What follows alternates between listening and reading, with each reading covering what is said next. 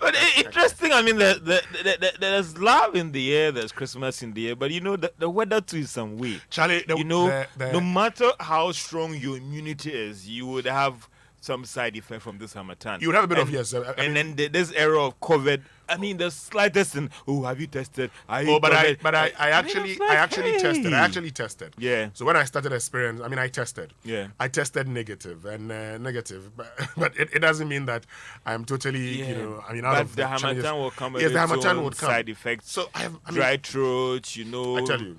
People react when there's sudden change of weather, even to body pains. And normally, I do not experience cold, waking up early, cold and all of that. But this time around, it's really gotten to me. So it's an indication of what the weather is, and but also on Monday as the family party in the park. Definitely, family party in the park. It's in the park. It's in the park.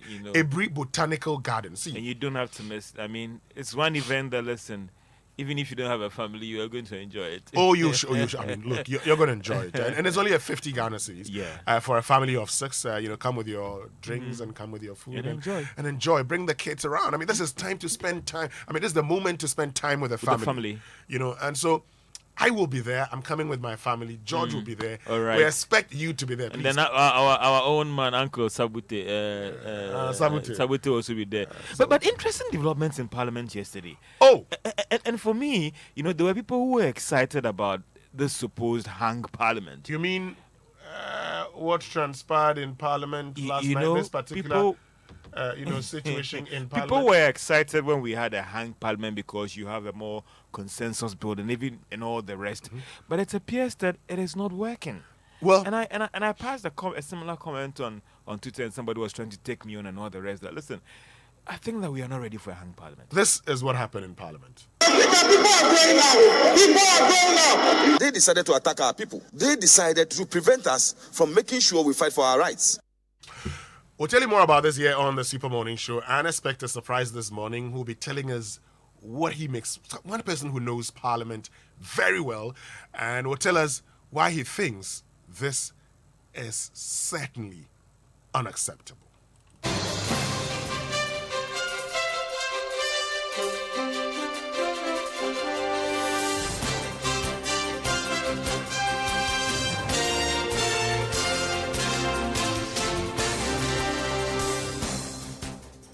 Well, coming up in business, the Energy Ministry pushes for a uniform tariff structure for both consumers and, that is, industry and domestic users as well. Some experts warn e-commerce could suffer greatly as a proposed tax on electronic transactions if it takes effect from next year. And Ghana Revenue Authority finally rolls out an online application for tax payment as it moves to simplify the processes for businesses and individuals to meet their obligations to the state.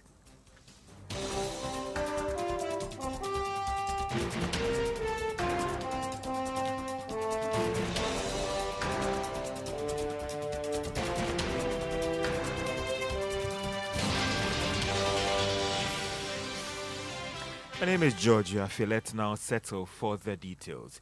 E-commerce could suffer greatly from next year if the tax on electronic transactions, probably known as e-levy, takes effect. Those are the concerns of some online businesses following what appears to be a good sales year. 2021 has seen an increase in the number of online trading platforms, mostly used for mobile money payment as form of settling with these consumers. Lead developer for Eyes of Africa, Henry Kobler, is concerned that the e-levy and how it could erode gains going forward. I mean, this year we've done integrations for close to almost about 28 different companies who have actually been able to build online platforms or e-commerce platforms and have integrated mobile money transactional points in there. And so when the taxes basically comes in, and also with the news of taxes on online revenue, I think that basically it's going to be a point where you would have users or buyers pulling in almost about 2-3 taxes at a go, and that raises the product points rather than the people or the buyers walking into the marketplace and being able to purchase these products directly and paying in cash. Lead developer for Eyes of Africa, Henry Kobler. Meanwhile, government yesterday failed to secure Parliament's approval for the levy following disagreements about how the necessary legal procedure had been followed when it comes to introducing the bill covering the levy and the certificate of urgency. It's not clear whether government may be able to get the required Parliament's approval before the House goes on the Christmas break. And the Energy Ministry is pushing for a new tariff structure that will ensure that both domestic and industry pay the same price for power consumed. The move is part of measures to deal with the imbalances in the sector. Let's hear from Andrews Jepamesa, his Deputy Minister of Energy. If you go to the fuel station, regardless of whether you drive a Tico or a Land Cruiser, the price for a litre of fuel is the same. Mm-hmm. So why can't we implement that in the electricity tariff structure so that regardless of how much units of electricity you consume, you pay per unit of electricity? Mm-hmm. That immediately changes the dynamics for high consumers of electricity. Mm-hmm. In any event, you have excess power that you need people to consume. Mm-hmm. And so why don't you create an environment that then enables people to consume more electricity? I guess that in the past, because of the shortage in the distribution space, the rationale was to discourage consumption of electricity. Mm-hmm. And so the tariff structure was made such that it punished high consumers of electricity for the as opposed to the low consumers. But the dynamics have changed. And this proposal has been made to those who matter of to course, work on it. and then the PURC, I'm sure you are aware, is going through the tariff review regime. And appropriately, when their recommendations are ready, they will table it. Andrews Jepamesa is the Deputy Minister of Energy. The Ghana Revenue Authority has finally rolled out its online application for tax payment. The Ghana Taxpayers app allows businesses and individuals to virtually engage the Ghana Revenue Authority on all issues covering payments of the various tax type. The app will also allow taxpayers to have what could be called the virtual file for payment purposes. Meanwhile, the Commissioner General of the Ghana Revenue Authority, Reverend Dr. Amishada Osomwa, is optimistic about how this, together with other initiatives, will help improve collections. We have completed our online filing system, and we started earlier on. There are certain things that will qualify, but we will be able to do your corporate income tax, do your NHIL, do your personal income tax, all online. And at the same time, we will also be able to allow you to pay by all the banks that are hooked onto the Ghana.gov platform.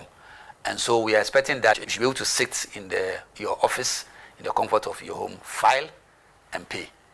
And currently, in the situation where you have to walk to just two banks and pay, will also be put behind us where you can pay from your own bank.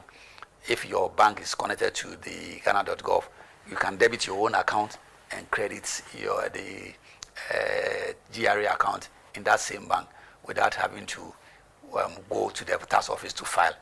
Education has already started within our own, and sensitization among our staff have already started. Reverend Dr. Amishada Osomwa is the Commissioner General of the Ghana Revenue Authority. Now, government has taken steps to scrutinize tax exemptions granted to businesses and individuals from next year. To this end, a tax exemption bill has been pushed for the necessary consideration by Parliament and approval. Earlier on, I went through the bill and I have this report. According to government, it is hoping to reduce the exemptions granted to businesses and some state institutions to about 500 million Ghana cedis for next year. It is seen as a significant improvement compared to about 1.6 billion Ghana cedis over the years.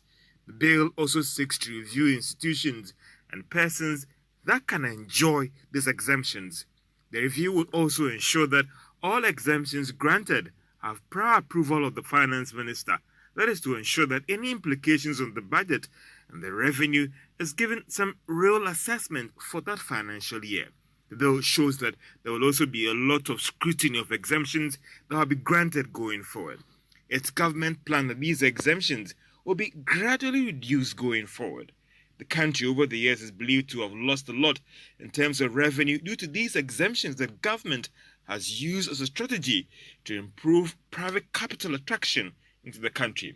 However, government believes that the time has come to review this strategy, look at a more conducive and a proper approach to ensure that it lessens the loss to the economy going forward. I put together that report. Two other stories. Vice Chairman of the Public Interest and Accountability Committee, Nasir Alpha Mohammed, has called on the Ministry of Finance to fast-track payments of road contractors to help reduce the cost to the state. According to him, many oil-funded projects have suffered multiple price hikes due to delay in payment to the contractors, which has prolonged project duration. His call follows revelation that several of such projects have been recorded due to the low delay in the payment to contractors.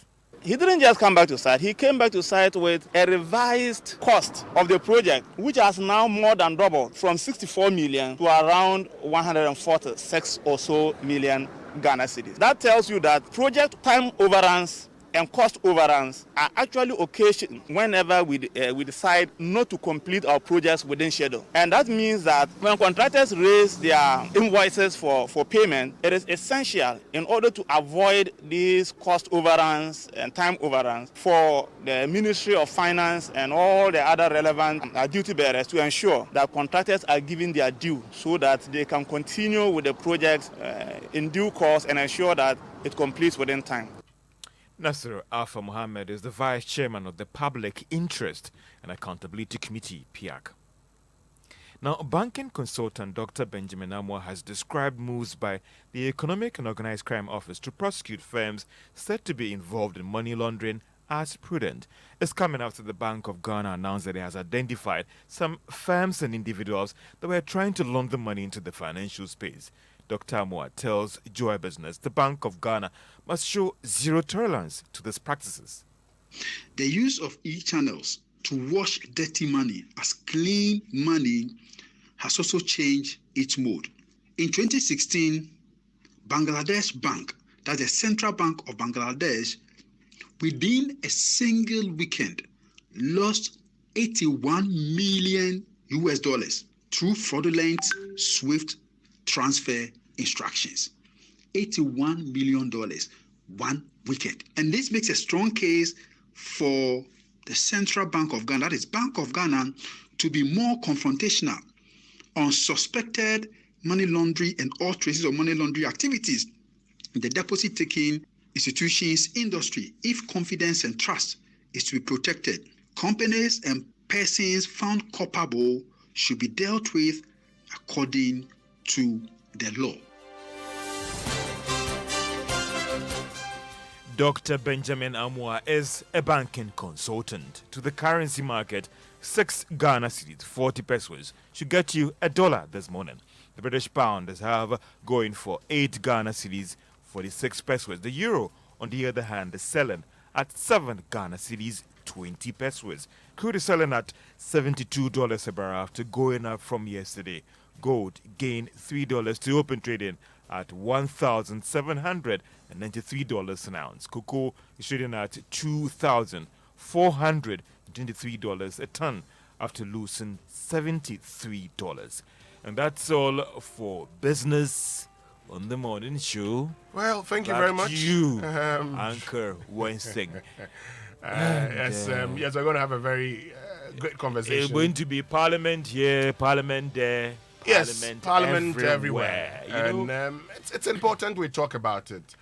It's very, very important we talk about it. Well, it's interesting that on several issues they've been able to build consensus. I mean, the pushing like that because this, but when it comes to certain issues, everyone takes an Well, the president, when he was giving his victory speech on the 9th of December, said that Ghanaians were asking members of parliament to work together, hence what you're seeing in parliament, hence a hung parliament.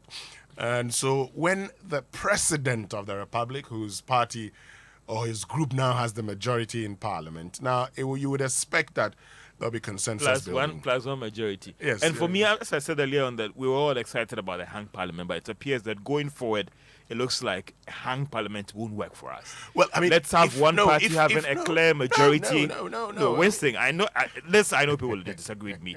If the party fails to deliver, Kukrumuti power is there. Well, I mean, you understand me? What can happen now? Because No, you don't listen, want a but situation where George- wasting somebody claims in quote that because I was frustrated, I Well, couldn't deliver. Do you agree with George? Join us on Twitter. Use the hashtag JoySMS. But the other aspect is that today, Parliament can actually reject, the e-levy because of the strength of the minority. Yeah. Because if the speaker is not around and a member of, one of them has to sit, we'll get into all of it. That what happened was not even over the e-levy, it but was more of a about procedural issue, Certificate right? of urgency. We'll get into all of that here my on the gosh. Super Morning Show.